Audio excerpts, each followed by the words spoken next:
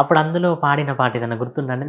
ఎందుకు మంచి లేదండి. Yeah okay. ఒక 2, 3 అమ్మ తోడు మావో నేను అడిగేదాన్ని కాను, కొంచెమంత జాలో నేను కొసిరేదాన్ని గాను, సామి తోడు మావో నేను సక్కనాడిదాన్ని, భూమి తోడు మావో నేను బుద్ధిమంతురాలి.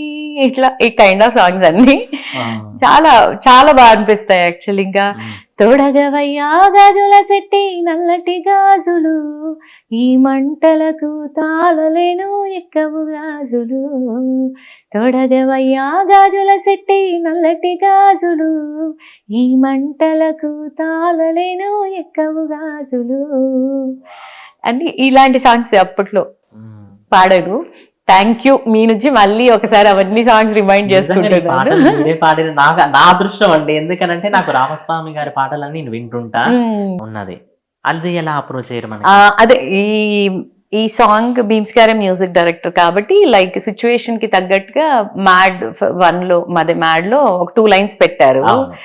అది చాలా వైరల్ అయింది. సో అది వైరల్ అయినప్పుడు అప్పుడు డైరెక్టర్ గారు అందరూ అనుకుని ఫుల్ సాంగ్ పెడితే బాగుంటది అన్నట్టుగా ఫుల్ సాంగ్ కంపోజ్ చేశారు మ్యాడ్ 2 లో. సో అట్లాగా ఆ పాట ఆల్మోస్ట్ 3 సార్లు నాకు హిట్ తెచ్చిపెట్టింది. సో యా, అంటే ఆ హ్యాపీనెస్ నాకు 3 times ఇచ్చింది అది. చెప్పాలంటే యూట్యూబ్ లో హిట్ మూవీ మ్యాడ్ 1 లో హిట్, మ్యాడ్ 2 లో కూడా హిట్. మొత్తం. సో లాస్ట్ 2023, 2024 ఇవంతా ఆ జోన్ లో ఉన్నా అనమాట. ఓన్లీ స్వాతి రెడ్డి. నాకే బోర్ వచ్చేది ఎక్కడికి వెళ్ళినా ఒకటే పాట పాడడం. లక్కీలీ ఇప్పుడు ఇది మా అమ్మ వాయి కూడా యాడ్ అయిపోయింది దాంట్లో. ఇయర్ కి మీరు ఒక పాట ఉండాలని మనస్ఫూర్తిగా కోరుకుంటున్నాను. చూద్దాం, ఖచ్చితంగా ఉంటది. ఎందుకంటే మీరు చేసే డిఫరెంట్ పాటలే మీకు అవి తీసుకొస్తాయి అన్నమాట. అదే అంటే బాగా మిలియన్స్ లో అట్లా వ్యూస్ లేకపోయినా అట్లీస్ట్ నా పాటలకి కొంచెం రికగ్నైజేషన్ వచ్చినందుకు ఐఎమ్ వెరీ హ్యాపీ. ఇంత బాగా పాటలు పాడుతుంటారు కదండి, మరి మీ హస్బెండ్ గారి ఫీలింగ్ ఎలా? నేను ఇంత బాగా పాడడానికి రీజన్ అయింది 100%. సపోర్ట్ కూడా ఉండాలి. 100% ఆయన సపోర్ట్ ఉంటేనే కదా ఏదైనా చేయగలుగుతాను. So he supports a lot. ఆయనతో పాటు పిల్లలు కూడా చాలా సపోర్ట్ చేస్తారు. యా. పేరేంటి? నరేందర్ రెడ్డి.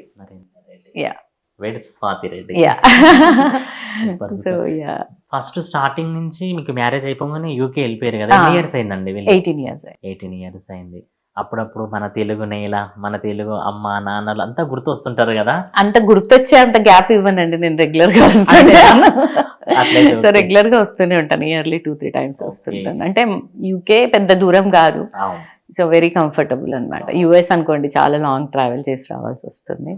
సో యూకేలో జస్ట్ నాకు అంటే నైట్ అనుకుంటే మార్నింగ్ కల్లా ఉండేవచ్చు, లైక్ బెంగళూరు, హైదరాబాద్ లాగా. అన్ని ఇయర్స్ నుంచి ఉంటున్నారు కదా, ఎప్పుడైనా మళ్ళీ కామన్ గా మనం అక్కడే సెటిల్ అవుదాం లేకపోతే ఇండియాలో సెటిల్ అవుదాం అని అనుకున్నారా? యాక్చువల్లీ ఇండియాలో సెటిల్ కావాలని ఉంటుంది, బట్ ఒక్కసారి అక్కడికి వెళ్ళాక సిచ్యువేషన్స్ డిమాండ్స్ అంతే. సో ఇప్పుడు వన్స్ పిల్లలు అక్కడ సెటిల్ అయిపోయాక కూడా వీ కెన్ కమ్ బ్యాక్, అదేం ప్రాబ్లం లేదు.